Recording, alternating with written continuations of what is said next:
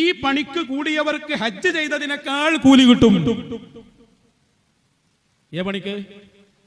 നമ്മളെ കീശേരിയിലെ തൃപ്പനച്ചി എന്ന ഈ സ്ഥലത്ത് ഉസ്താദ് അവറുകളുടെ നിർദ്ദേശത്തിൽ നിർമ്മിക്കുന്ന കൊടിമരത്തിന്റെ പണിയിൽ പങ്കെടുത്ത ആൾക്ക് ഹജ്ജ് ചെയ്തതിനേക്കാൾ കൂലി. ഈ രണ്ട് കൊടിമരങ്ങൾക്കിടയിൽ നടന്നാൽ സഫാ മർവക്കിടയിൽ നടന്ന കൂലിയുണ്ട്. നിങ്ങൾ കേട്ടോളൂ, ഞാൻ വെറുതെ വായിക്കല്ലോ. ഉസ്താദ് പറഞ്ഞു കൂലി നിങ്ങൾക്ക് കിട്ടിക്കോട്ടെ എന്ന് കരുതിയിട്ടാണ്. ഇതൊക്കെ ജിന്നുകളെ കൊണ്ട് ചെയ്യിക്കാൻ എനിക്കറിയാഞ്ഞിട്ടല്ല.